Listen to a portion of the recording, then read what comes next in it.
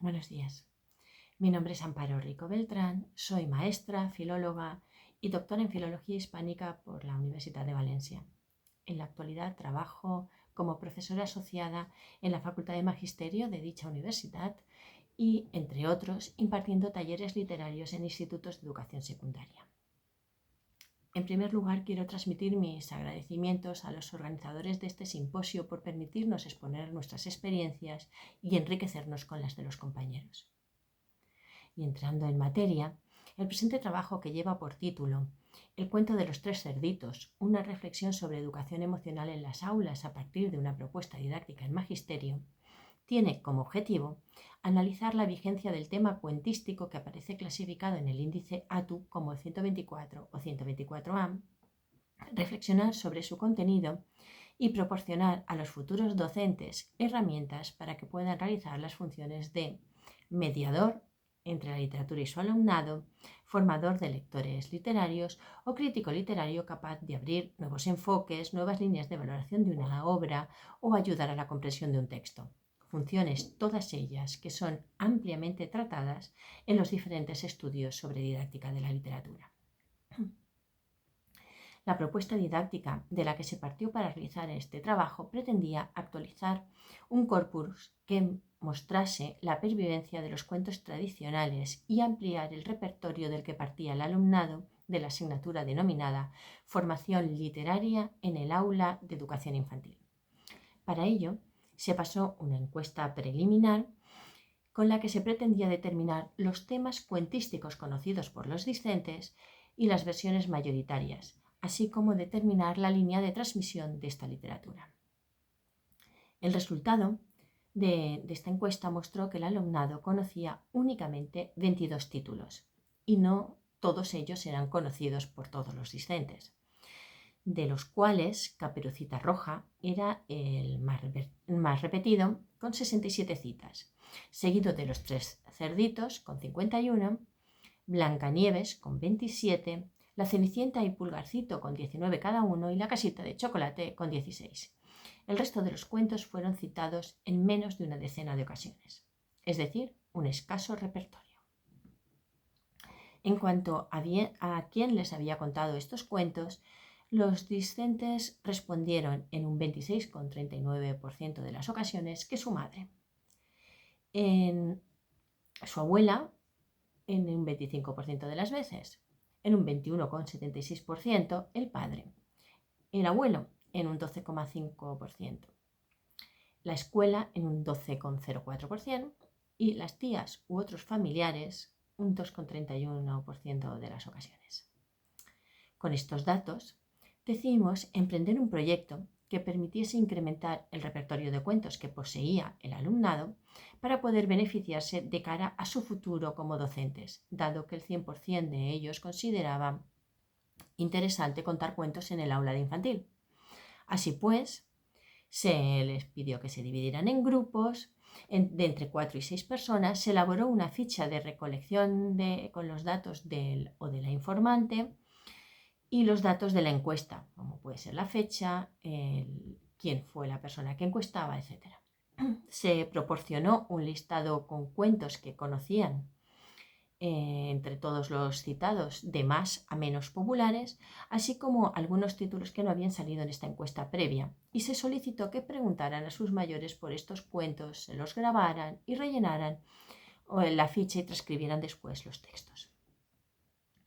El resultado fue una colección de más de 130 textos de 72 temas diferentes, entre los cuales 51 pertenecen a cuentos tradicionales, 9 son cuentos de autor, que están en proceso de tradicionalización, más o menos avanzado, 9 son leyendas y 3 son fábulas. No es objeto de este trabajo analizar los 72 temas porque sería excesivamente ambicioso, sino que hemos preferido quedarnos con uno de ellos, Los Tres Cerditos, que con sus 41 versiones es el segundo más repetido y que nos ha ofrecido materia suficiente para realizar un análisis desde diferentes ángulos, sobre todo desde el ángulo que nos interesaba como formadores de futuros docentes, en cuanto a la posible aplicación en el aula de los cuentos tradicionales. El cuento de los tres cerditos, como ya hemos dicho, está clasificado en el índice ATU como el 124 o 124A. Y viene resumido en este índice de la siguiente manera. 3 cerdos construyen una casa de paja, otra de palos y otra de hierro. El lobo destruye las 2 primeras casas y se come a los cerdos, pero el tercero consigue salvarse. Bien, nosotros hemos detectado en las versiones recogidas 2 inicios diferentes que hemos llamado A. Los 3 cerdos deciden emanciparse y su madre les avisa del peligro que supone la presencia del lobo. O el principio B, que sería que los 3 cerdos deciden emanciparse, pero no aparece por ningún lado la presencia materna. También hemos detectado hasta 4 finales diferentes. El final que hemos denominado A consiste en que el tercer cerdo abre la puerta de la casa de ladrillo a sus hermanos y ponen agua a hervir para que el lobo se escalde cuando baje por la chimenea. En el final que hemos denominado B, el tercer cerdo abre la puerta de la casa de ladrillo a sus hermanos y el lobo se marcha. En la versión C, en el final C, no hay lobo, es el viento el que va haciendo desaparecer una a una las casas durante la noche, salvo la del tercer cerdo que, habiendo escarmentado, dice textualmente el texto, en cabeza ajena, la construye de ladrillo. Y luego el final que hemos denominado D consistiría en que el lobo se va comiendo uno a uno a los 2 primeros cerdos tras derribar sus casas. No puede con la de ladrillo e intenta acceder por la chimenea, pero el cerdo pone una olla con agua al fuego y cuando cae el lobo la tapa.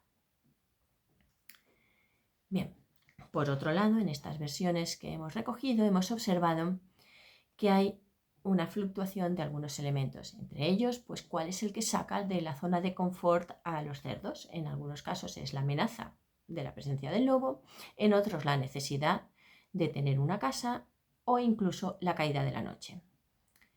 También la presencia o no del motivo de burlas a las que someten los hermanos perezosos al previsor, al hermano previsor, fluctúa, aparece unas veces o no. También aparece unas veces o no la presencia de un mensaje final explícito, una especie de moraleja. También hemos observado una variación en cuanto a la posición que ocupa dentro de la familia el cerdo que construye la casa de ladrillo. Nos ha llamado la atención que, así como en la mayoría de los cuentos, el héroe es el más pequeño de los hermanos, en el que estamos estudiando lo es solo en un 34,15% de las ocasiones. En el resto de las versiones, el héroe es el hermano mayor, aunque se le nombra siempre en tercer lugar, y en una de las versiones es el hermano mediano. Bien, para comenzar nuestro estudio, lo iniciamos analizando los datos obtenidos a partir de la ficha en cuanto a sexo, edad y procedencia de las informantes. En total hubo 41 informantes divididos entre 29 mujeres y 12 hombres, cuyas edades van desde los 11 hasta los 85 años. Un 36,59% de los encuestados, de los informantes, se encuentra dentro del rango entre 20 y 29 años y un 17,07% entre los 70 y los 79 años.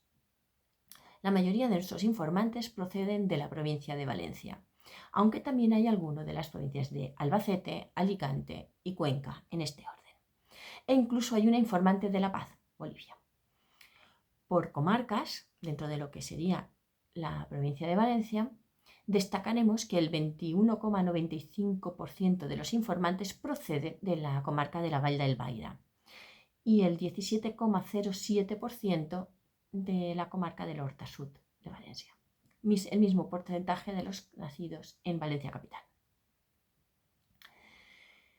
Hemos cruzado estos datos con los anteriormente expuestos en cuanto al principio o final escogido, la presencia de la amenaza del lobo, la posición del hermano trabajador en la familia, la aparición o no del motivo de la burla o del mensaje explícito, para intentar hallar un patrón, pero no ha sido posible. Lo único que hemos podido determinar es que aquellas versiones que reúnen el motivo de la burla y el mensaje explícito sobre los efectos nocivos de la pereza y lo crueles que resultaron las burlas proceden de informantes mayores de 50 años.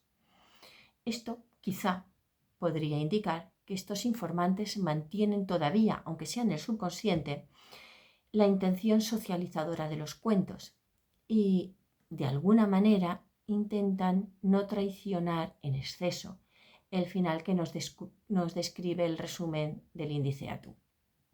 Y por eso han añadido ese mensaje explícito que reprende la actitud de los otros cerditos. Porque esto es algo que no debemos olvidar. Los cuentos tradicionales cumplían y cumplen una función que consistía en mostrar las conductas socialmente aceptables, así como aquellas que no lo eran, para el grupo en el que se contaba el cuento. Es por eso que se nos narra una historia en la que un personaje se enfrenta a un conflicto en el que suelen haber implicadas emociones que puede sentir cualquier ser humano de cualquier época, sea la que sea, de ahí supervivencia.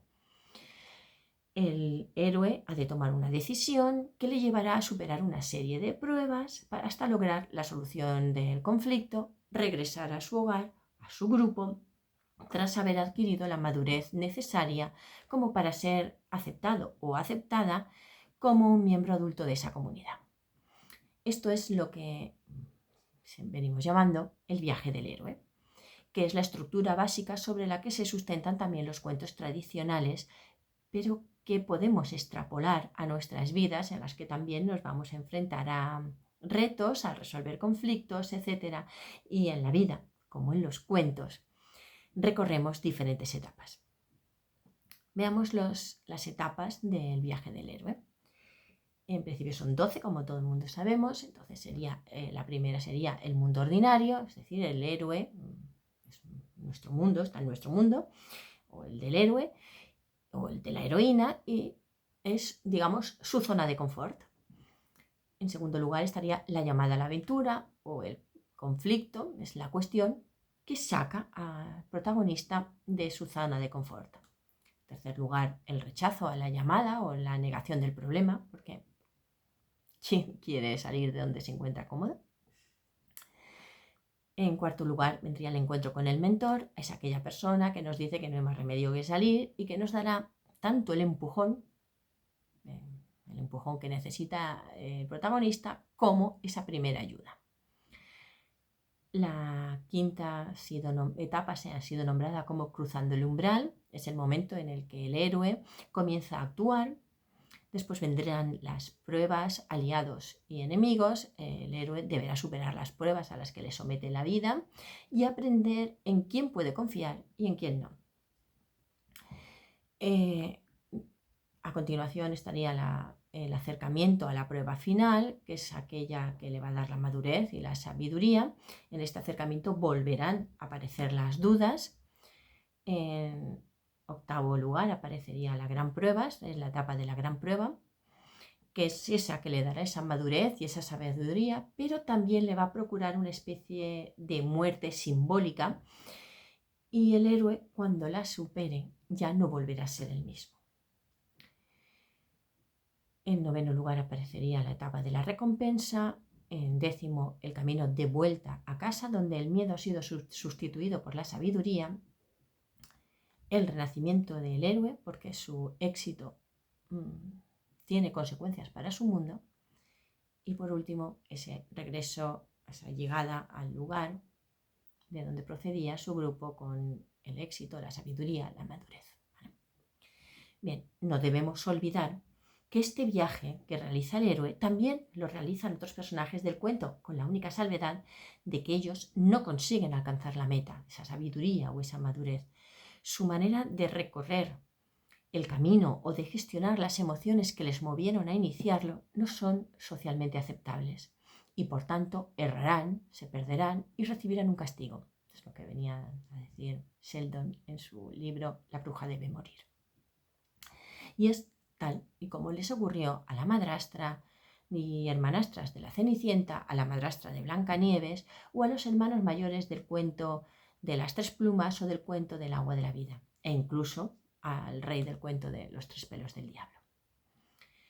Bien, fue esta reflexión sobre los premios y castigos la que nos llevó a plantearnos lo ocurrido con el cuento que nos ocupa, el de los tres cerditos, de cara a su utilización en las aulas de infantil, puesto que podemos comprobar en las versiones recogidas la aparición de estas etapas del denominado viaje del héroe.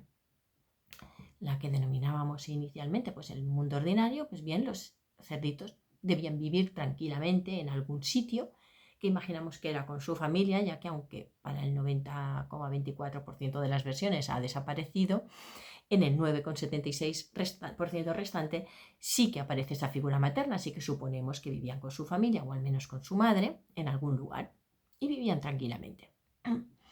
Esa llamada a la aventura nosotros entendemos que es ese deseo de emanciparse, lo que les lleva a marcharse a vivir lejos del hogar materno y formar el suyo propio. Después nos encontramos con la necesidad de buscar lo que hoy llamaríamos una alternativa habitacional. Y aquí observamos que esa necesidad parte en un 56,10% de las versiones, 56,10% de las versiones es la amenaza del lobo, en un 41,46% solo la necesidad de tener su propia casa y en un 2,44% restante pues la amenaza de la llegada de la noche. Es ahí donde interviene, cuando lo hace, que ya hemos visto que es la opción minoritaria, la figura materna como ese mentor que les indica que han de tener cuidado con la amenaza del lobo, han de tenerla presente y esa necesidad de construir una buena casa que les permita seguir vivos. Por tanto, de alguna manera les está mostrando el camino de la emancipación, o el camino correcto para seguir. Los tres cerditos construirán sus propias casas después de jugar un rato y cada uno lo hace siguiendo su propio criterio. La etapa que se llama pruebas, aliados y enemigos, entendemos que es que la constituye tanto el esfuerzo continuado en la construcción de la casa de ladrillo, que siempre es más largo en el tiempo que la construcción de las casas de paja o de madera, como el tener que soportar las burlas de los hermanos que aparecen en el 21,95% de las versiones. El acercamiento a la prueba final se daría en el momento con estos dos primeros intentos del lobo por comerse a los otros hermanos y la destrucción de sus casas. Entendemos que el héroe se preguntará si es suficientemente resistente el ladrillo o también caerá esa casa bajo los soplidos del lobo. La gran prueba constituiría el momento en el que el lobo se dirige a esa casa de ladrillo, le ordena salir al cerdito y, como no lo hace, sopla una y otra vez hasta en 3 ocasiones. La recompensa, la casa resiste. Sin embargo, en un 85,37% de las veces, de las versiones, el lobo vuelve a intentar el asalto a la casa, esta vez por la chimenea. Pero la sabiduría del cerdito hace prever esta circunstancia y tiene preparada una olla con agua hirviendo en el fuego. La etapa llamada madurez, en el 95,13% de las versiones, los cerditos pueden vivir felices y sin amenazas ya en la casa del héroe, en la casa de ladrillo. Únicamente en una versión se indica que los dos hermanos aprendieron la lección y construyeron sus propias casas de ladrillo. Pero, como observamos, falta el castigo a las conductas negligentes y en un 21,95% de las versiones crueles de los dos hermanos del héroe. ¿Qué ha ocurrido en este cuento? Quizá la clave esté en las versiones que comentamos anteriormente y que juntan el motivo de las burlas con el mensaje explícito final. Algo ha ocurrido en la transmisión de este cuento que ha alterado el final que se describe en el índice ATU y es algo tan potente como para alterar el mensaje del cuento y que debemos tener en cuenta a la hora de nuestra transmisión en las aulas. Antes de adentrarnos en ese camino, queremos, no obstante, analizar las dos versiones recogidas con un final distinto para averiguar si dan algo de luz a esta cuestión. Si observamos la versión con el final que hemos denominado C, el cuento es algo diferente. Los hechos no ocurren en el bosque, como suele ocurrir en los cuentos tradicionales, sino en un prado situado en La Mancha, y que es donde viven los tres hermanos. no existe la llamada para salir a la aventura, pero sí aparece la necesidad de construirse una casa. Resulta curioso que esta es la única versión en la que el héroe es el hermano mediano, que habitualmente pasa desapercibido por ser un calco del hermano mayor. En esta versión las construcciones de las casas no son simultáneas, sino sucesivas, de manera que permite el aprendizaje de los errores del predecesor. Y no aparece la figura del viento, sino que la amenaza la supone el viento. No aparece la figura del lobo, sino que la amenaza la supone el viento. Así pues, el hermano menor construye una casa de paja y se dispone a dormir a la caída de la noche, pero sopla el viento y se lleva a la casa. Ignoramos qué ocurrió con el cerdito, puesto que no vuelve a aparecer.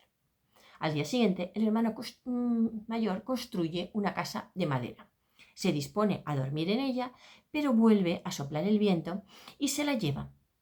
Tampoco sabemos nada del paradero de este cerdito, solo que se levantó y no había casa.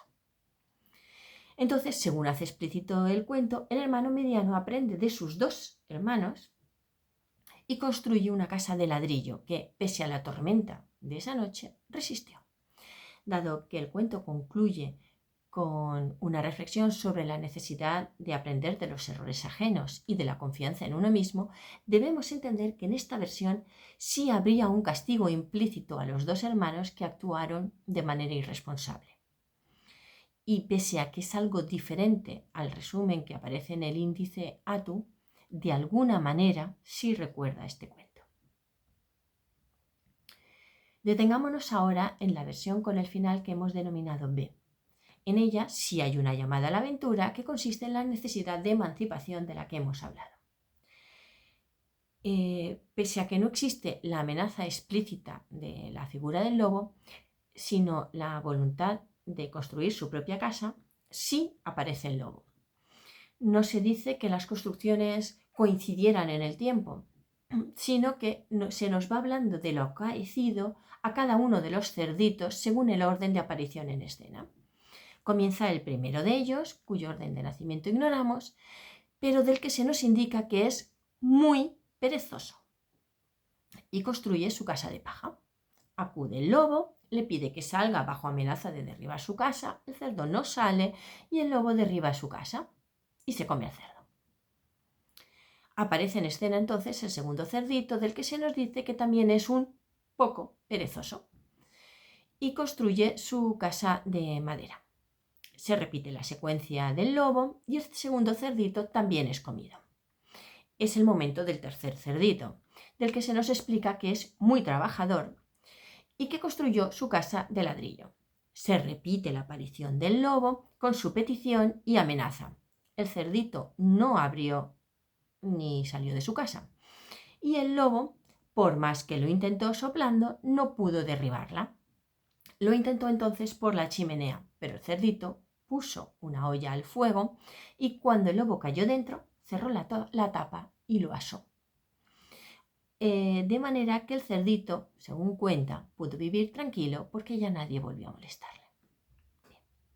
Observamos, pues, que también esta versión cumple con las etapas del viaje del héroe y con los castigos de quienes no se comportaron de manera que el grupo social considera aceptable. Esta es, sin duda, la versión que más se parecería al resumen que encontramos en el índice ATU. Pues bien, si consideramos que la figura del lobo o el viento simboliza las dificultades que podemos encontrarnos en la vida, entenderemos que el mensaje que lanza este cuento tiene que ver con valores como el esfuerzo, la constancia, el trabajo, la previsión y el aprendizaje, que son premiados con la supervivencia y la tranquilidad. Valores que sin duda son útiles en la vida y absolutamente recomendables para llevarlos a cabo, llevarlos al aula. Sin embargo, atendiendo a las versiones mayoritarias, encontramos otro valor, la compasión.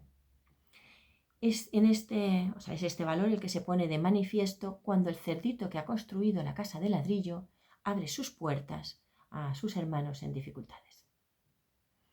nos llamó la atención poderosamente la aparición de la compasión y fue objeto de debate en clase, por lo que nos gustaría detenernos un momento en ello. No es objeto de este trabajo juzgar la conveniencia o no de su aparición en el cuento o indicar qué versiones son las que deben ser llevadas al aula, pero sí queremos analizar desde un punto de vista literario lo que hemos observado. Dado que en más de un 95% de las versiones aparece la compasión y el cerdito que construye la casa de ladrillo ante la petición de auxilio por parte de sus hermanos olvida el tiempo en el que trabajaba mientras ellos jugaban y les perdona incluso las burlas, debemos entender que en el imaginario colectivo es más fuerte este valor, el de la compasión, que la necesidad de aprender la mejor manera de sobrevivir. Quizás el grupo social que cuenta este cuento haya empatizado con las debilidades individuales y haya aprendido que el hoy por ti, mañana por mí, es una buena manera de sobrevivir como especie, como grupo. Por tanto, ha dejado de tener valor el final primigenio del cuento y ha dejado de ser mayoritario. Sin embargo, no podemos dejar de lado las versiones con los finales C y D, que parecen pretender avisarnos, como en el cuento original, de que no siempre hay cerca quien pueda salvarnos. En estas dos versiones no aparece la compasión, pero tampoco se pone al héroe en situación de tener que escoger si hacerla valer o no, puesto que es el propio texto, como en la mayoría de los temas cuentísticos, quien castiga a quienes no se comportan de manera socialmente aceptable.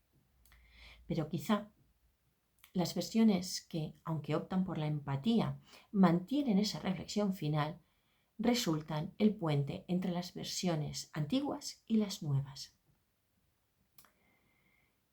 Quizá es ahí donde podemos encontrar qué ha pasado, ¿no? En cualquier caso, resultó muy interesante el trabajo realizado y las reflexiones resultantes porque se puso de manifiesto la importancia de contar cuentos en las aulas de educación infantil y educación primaria, tanto para trabajar la literatura como para la educación en valores. Pero también es verdad que tenemos que saber en qué valores estamos educando. Y la necesidad de que el profesorado conozca un gran repertorio de cuentos tradicionales y sepa de qué habla cada uno, qué nos cuenta de verdad ese cuento, para poder ayudar a su futuro alumnado. Solo me queda agradecerles el tiempo que me han dedicado y espero que esta experiencia pueda resultarles interesante. Quedo a su disposición para cualquier pregunta que deseen formularme. Muchísimas gracias.